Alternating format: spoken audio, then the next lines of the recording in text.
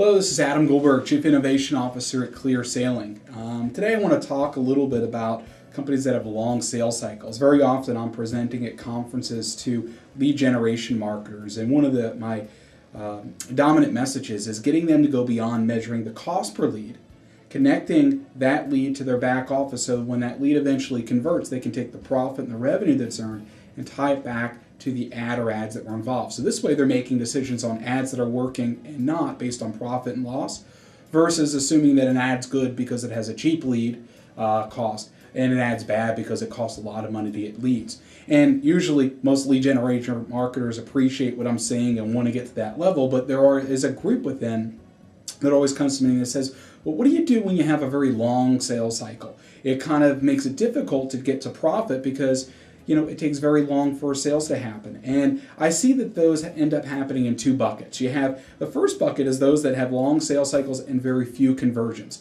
Think of a realtor in that example, only selling a handful of homes a year. And then the second group would be those that have long sales cycles. Think of a B2B like an SAP. They still have a lot of volume they're doing, but it just still takes a very long time for any sale to happen. So for the real estate marketer, the challenge that they have is with very few sales happening, if they only look at ads that work in terms of ads that produce profit and loss, it might only be that 4 or 5 ads a year because they only sold 4 or 5 homes a year show that they work like they're worthwhile to continue with. And in the SAP example, say they're doing a new product launch or have a whole new campaign that they're launching, it may take weeks or months before even the very first order comes in the door. So until they're waiting for enough orders to come in to make decisions on profitability, how do they decide in the interim which ads are producing good leads and which ads are not? And what the answer comes down to is that we should be implementing what's called a lead scorecard, or doing what's called lead scoring. And you can do this in kind of two ways from what I've seen. One is to really have a rating system, a scale of 1 to 10 if you will, where a 1 on a lead is if it's very unqualified, and a 10 would be given to leads they're the absolute most qualified. Or another way of scoring leads is to do it by the stages in which those leads reside in. So every new lead comes in, starts in the stage of new. We would give that, say, a scale of 1 to 10, a 1. But after you make that phone call, if the person takes your phone call, if they agree to an appointment, if they agree to see a demo, if you then send them out a proposal, if you get to that point and you see that a proposal was sent, now you're waiting for them to either accept the proposal or to reject it, you could say that that's a very qualified lead.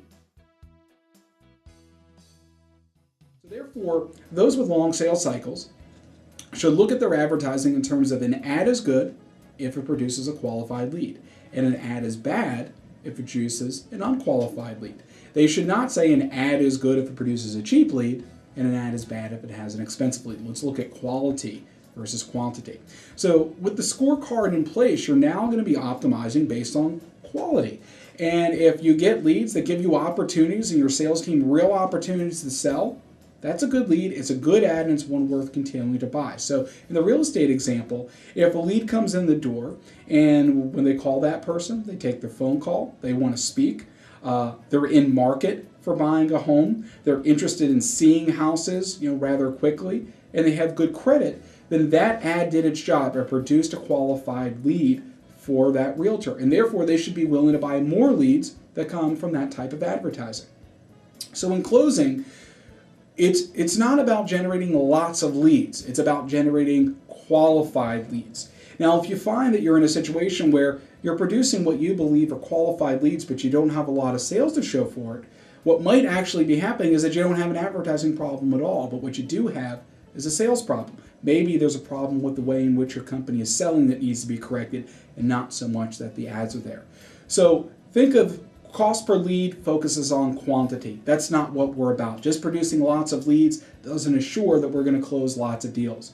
But by assuring that we produce lots of qualified leads, we greatly increase our chances of closing more deals, and judging your ads on the basis of quality versus quantity will allow you to optimize even if you have very long sales cycles. Again, I'm Adam Goldberg from ClearSaleing, our Chief Innovation Officer. If you'd like to learn more about this topic or other stuff that we're talking about, you can read about it at our blog at blog.clearsaling.com. Thank you for your time.